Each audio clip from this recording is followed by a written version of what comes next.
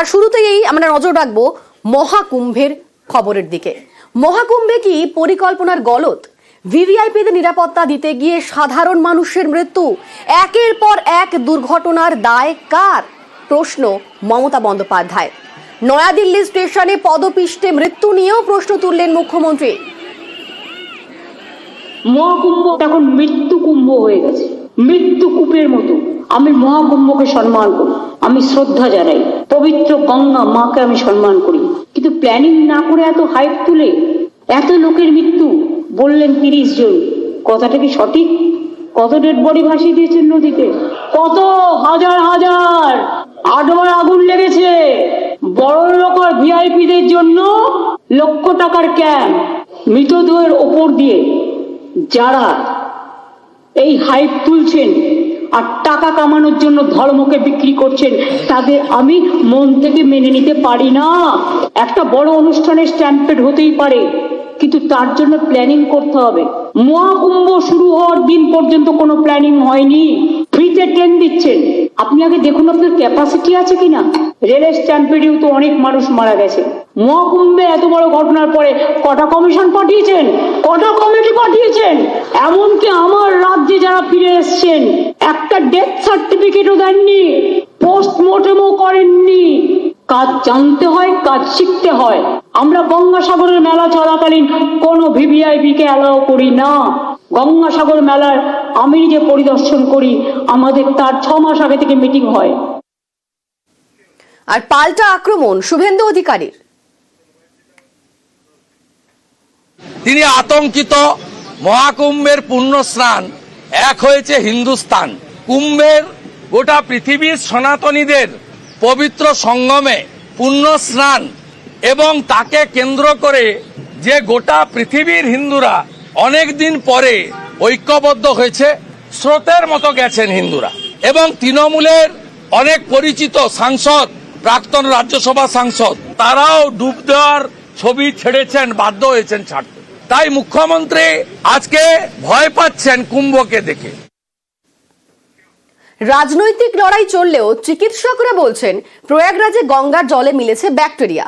কেন্দ্রীয় দূষণ নিয়ন্ত্রণ পর্ষদের রিপোর্টে উল্লেখ, ডুব দেওয়া পুণ্যার্থীদের একাংশের শরীর খারাপ, অনেকেরই পেট খারাপ বা জ্বর হচ্ছে। তবে কুম্ভে যাওয়া পুণ্যার্থীদের তুলনায় তা নগণ্য, দাবি নয়াদিল্লির বেসরকারি হাসপাতালের চিকিৎসকের। গঙ্গার জল না খেতে পরামর্শ চিকিৎসকের। Definitely seeing people with medical problems who are coming back from Kumbh, but obviously in a place which has so many people and people are dipping in the water, they're taking dips in the water, I would expect that they would happen. These type of bacteria like the coliforms and all that are common and can become rampant over there. People are definitely coming with something like what we call as gastroenteritis, where they're having loose motions, vomitings and all that. They're having fever of unspecific or unspecified origin. Most probably there are viral fevers which are happening.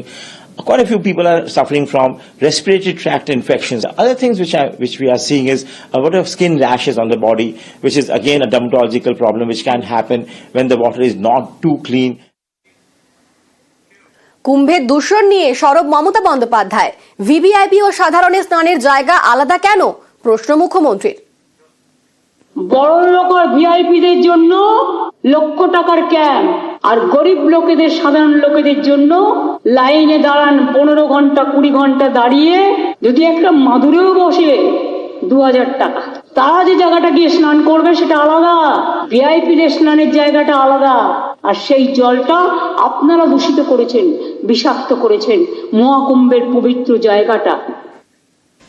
পান্ডুয়ায় Dwarbasini পঞ্চায়েতে বিক্ষোভ, পঞ্চায়েত প্রধানকে আটকে রেখে বিক্ষোভ। প্রধানের বিরুদ্ধে দুর্নীতি সহ একাধিক অভিযোগে বিক্ষোভ দেখান।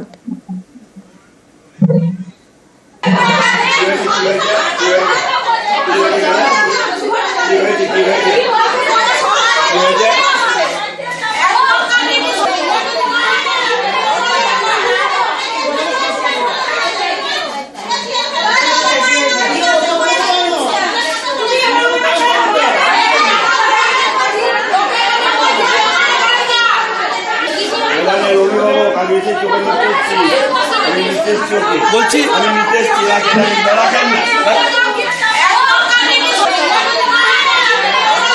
কথা বলবো রানা, আমাদের প্রতিনিধির সঙ্গে। রানা, কি কারণে এই বিক্ষোভ, আর পঞ্চায়েত প্রধান যার বিরুদ্ধে এই ক্ষোভ উগরে দিচ্ছেন পঞ্চায়েত সদস্যদের একাংশ এবং গ্রামবাসীরা, তারই বা কি বক্তব্য?